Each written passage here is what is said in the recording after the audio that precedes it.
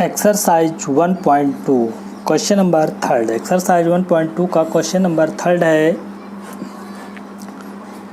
अभाज्य गुणनखंड विधि द्वारा निम्नलिखित पूर्णांकों के एचसीएफ और एलसीएम ज्ञात कीजिए। पहला क्वेश्चन है 12, 15 और 21 का एचसीएफ निकालना है। तो क्वेश्चन नंबर फर्स्ट 12, 15 और 21 का हमें एचसीएफ निकालना है।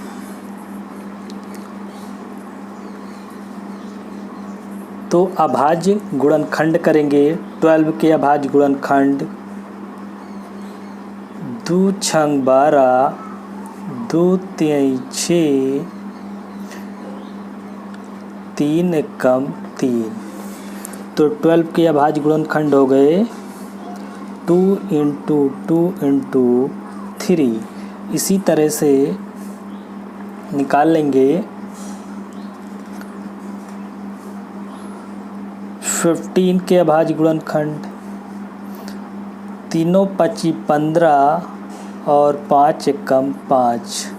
ये हो गए 15 के अभाज्य गुणनखंड हो जाएंगे 15 के अभाज्य गुणन 3 इंटू 5। इसी तरह से 21 के अभाज्य गुणनखंड 3 7 21, 7 एकम 7।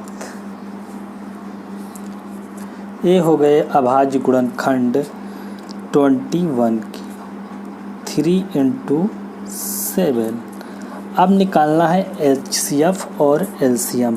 तो एचसीएफ में देखते हैं तीनों में उभयनिष्ठ कौन सी संख्या है, कॉमन कौन सी संख्या है। 2 तो है नहीं तीनों में। 3 देखते हैं 3 3 3 3 सभी में और कोई संख्या नहीं है। तो इसका मतलब क्या हो जाएगा, 3 जो है एचसीएफ हो जाएगा। 3 क्या हो जाएगा, एचसीएफ 3 हो जाएगा। फिर एलसीएम देखते हैं।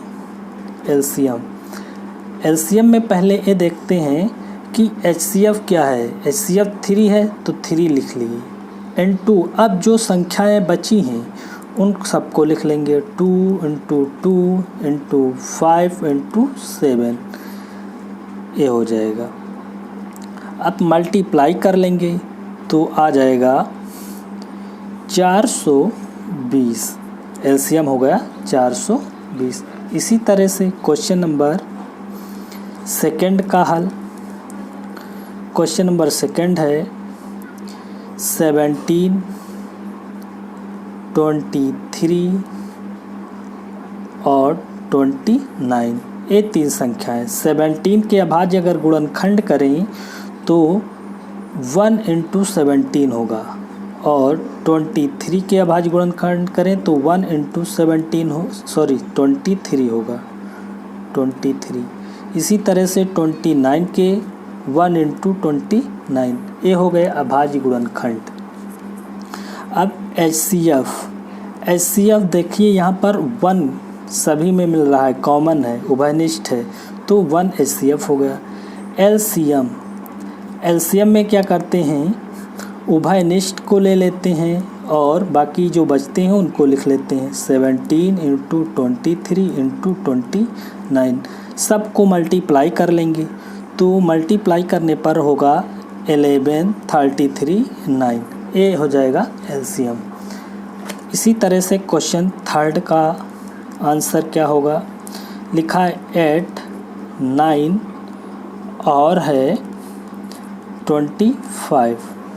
तो 8 के अभाज्य गुणनखंड करेंगे तो 8 के अभाज्य गुणनखंड हो जाएंगे 2 इंटू 2 इंटू 2। फिर 9 के करेंगे तो 9 के 3 इंटू 3 हो जाएगा। फिर 25 के 5 इंटू 5 हो जाएगा। अब इसमें देखिए उभयनिष्ठ कोई भी संख्या नहीं है, तो हम 1 से मल्टीप्लाई कर सकते हैं, कोई फ़र्क नहीं पड़ेगा। अब उभयनिष्ठ 1 दिख रहा है तो एचसीएफ क्या लिख लेंगे, एचसीएफ इक्वल टू 1 लिख लिया। अब एलसीएम देखेंगे।